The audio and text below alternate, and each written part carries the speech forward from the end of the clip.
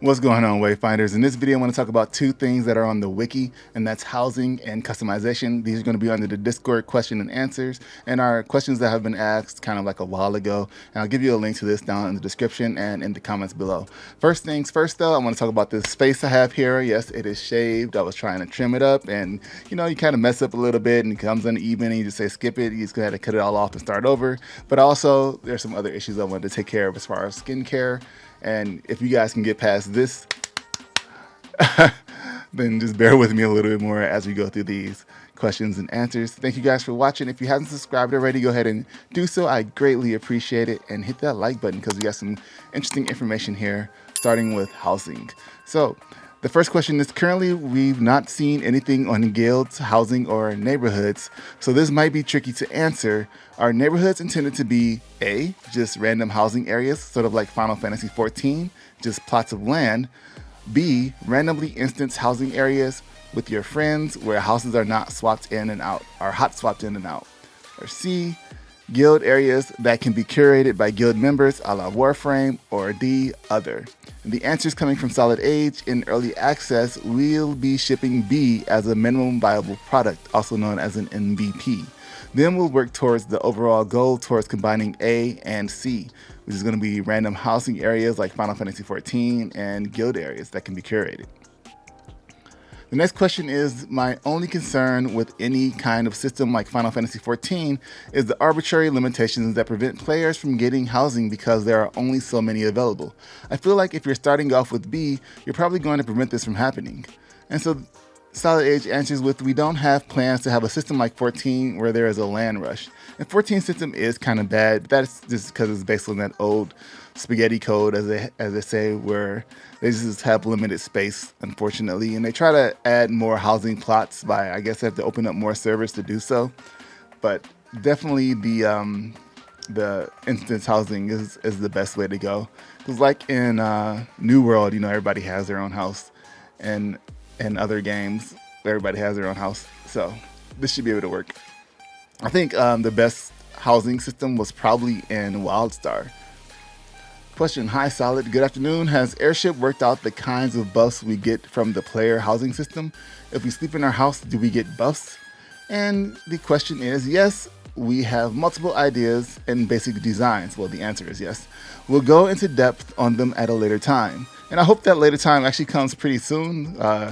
It's almost time to jump into early access, summertime, so hopefully to get some more information about what's coming with that, at least within the next few weeks. So that's that section, the housing section. Next, we're going to jump into the customization section.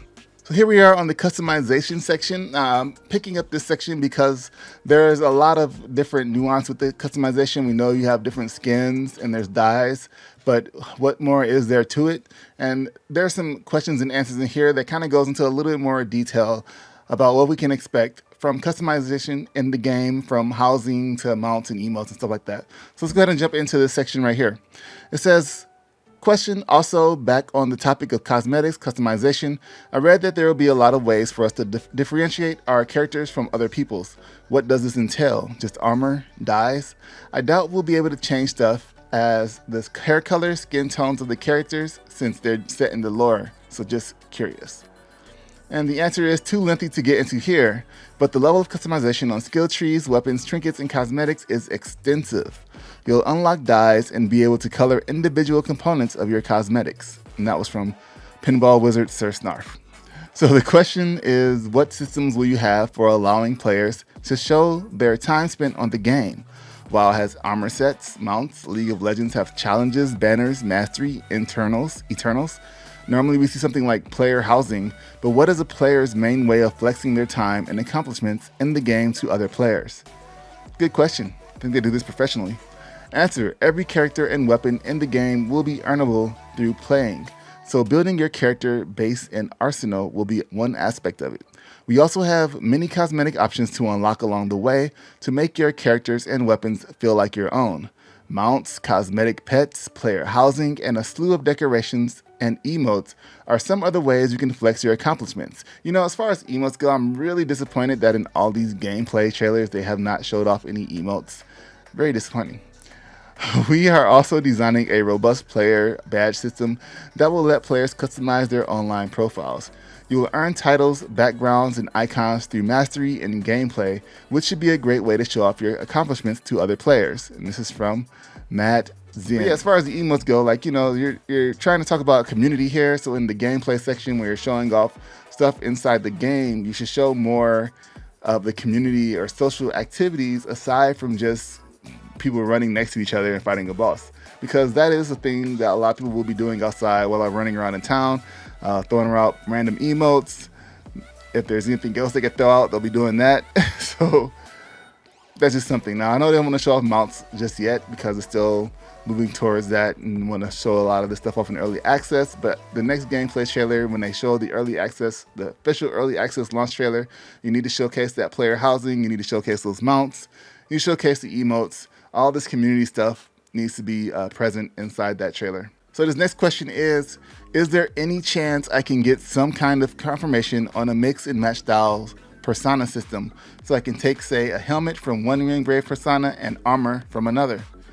And currently, personas are entire skins that are not customizable. The base character is customizable with shoulders, head, chest, etc.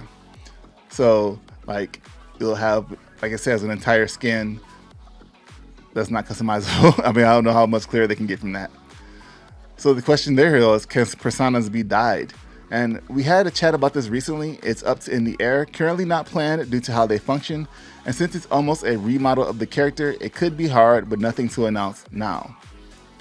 The next answer to this question, I guess, I'm not sure if this is backwards, is 99% sure I have answered this. Oh, will we have pets in game is the question.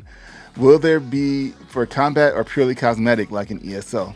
And the answer, which is marked as a question, is 99% sure I have answered this before and it was you that asked. But right now they are non-combatants. But the system isn't final, so I can't say where they'll land. They could be non-combatants. They don't have to be combatants. This should save pets for a pet class. Question: with players having control of studio-created characters, as I call a hero MMO, what customizations will there be to individualize each player's character, if any? And the answer is we chose to make our game character based because that's one of the strengths of our studio.